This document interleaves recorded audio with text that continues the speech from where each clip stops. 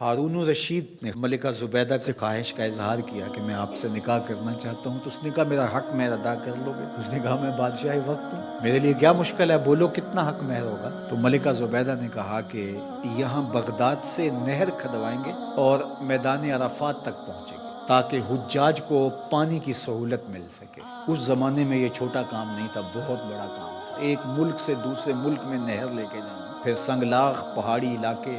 اس نے کہا مجھے منظور ہے۔ نہر کھدنے لگی، جب نہر مکمل ہو گئی اور سارے اخراجات کا حساب ملکہ زبیدہ کے ہاتھ میں جب دیا تو ادھر دجلہ سے پانی چھوڑ دیا گیا تھا، تو اس نے وہ سارے کاغذات یوں پھاڑ کر کے پانی میں پھینکتے ہوئے کہا ترکنا الحساب الی یوم الحساب، ہم نے اس حساب کو یوم حساب پہ چھوڑ دیا۔ اللہ اکبر! آج ہم حساب نہیں کرتے، اللہ بھی ہمارا حساب نہ کرے۔ تو اللہ کے بارگاہ میں جب پیش ہو جاؤ، اس کے راہ میں دو، پھر بے حساب دیا، اللہ ہمارا حساب آسان کر دے۔ حضور علیہ الصلوۃ والسلام جب اللہ کے حضور دعا مانگتے تھے تو یہ دعا بھی کبھی مانگتے، اللہم حاسبنی حسابا یسیرا۔ اللہ اکبر! اللہ کے محبوب ہو کہ اللہ کی بارگاہ میں عرض گزار ہیں، اے اللہ میرا حساب آسان فرما۔ ام المومنین سیدہ عائشہ رضی اللہ تعالی عنہا فرماتی ہیں کہ حضور حساب یسیر سے مراد کیا ہے؟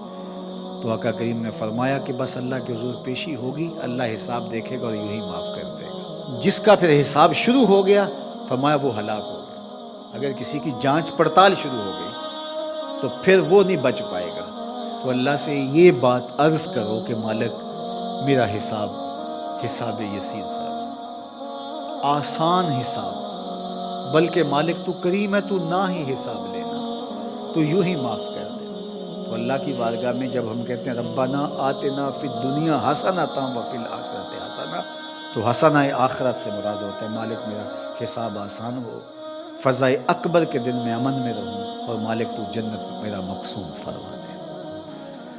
اور آخری جملہ اس دعا کا وقنا عذاب النار، اور اللہ مجھے آتش دوزخ سے بچا لے۔ حسنات آخرت جب طلب کی تو اس نے دوزخ کے نجات کی دعا شامل تھی، کیونکہ جب دخول جنت کی دعا ہو گئی تو دوزخ سے بچیں گے تو جنت میں جائیں گے، لیکن الگ سے اس کا ذکر کر دیا گیا اس کی ہولناکی کی وجہ سے کہ وقنا عذاب النار، اے اللہ مجھے آتش دوزخ سے بچا لے۔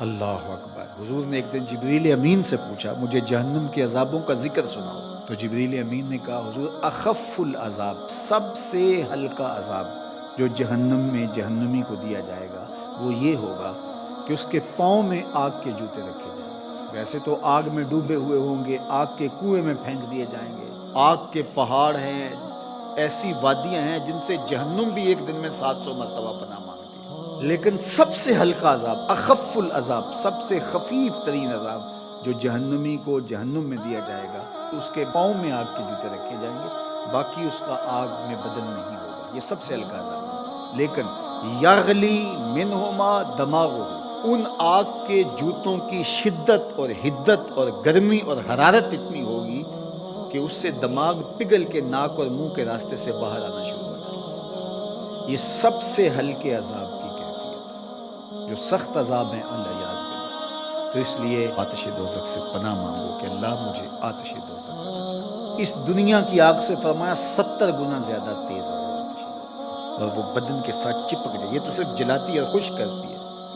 وہ آگ بدن کے ساتھ جسموں کے ساتھ چپک بھی جاتی ہے اور جدا نہیں ہو پاتی، تارکول کی جیسے لوک چپک جاتی ہے، اس طرح وہ آگ چپک جائے گی بدن کے ساتھ، اللہ یعز باللہ۔ اس کا ایک انگارہ اگر پہاڑ پہ رکھ دی جائے، دنیا کے پہاڑوں پہ، تو پہاڑ پگھل جائیں۔ یہ ہے اس آگ کی شدت، اس آگ کی حدت۔ جہنمی کو اگر جہنم سے نکال کر اس دنیا کی آگ میں ڈالا جائے تو اس کو نیند آ جائے، وہ آگ اتنی سخت ہے۔ 70,000 زنجیروں میں جہنم کو ڈال کر کے جب میدان حشر میں لایا جائے گا، یہ تو ایک لمبی سی گردن دی جائے گی جہنم کو، لوگوں کے سروں کے اوپر گھوم رہی ہوگی، اور وہ کچھ بد اعمال کرنے والوں کو جہنم ڈھونڈ رہی ہوگی، اور پھر جب بھی مخصوص کچھ جرائم ہیں ان جرموں کا کرنے والا اسے نظر آئے گا تو وہ گردن وہاں سے دبوچ کے اس کو اپنے اندر پھینک لے گی، اور جب وہ انسانوں کے سروں پہ گھوم رہی ہوگی تو بدن تھر تھر کانپ رہے ہوں، کلیجے دہل رہے ہوں گے،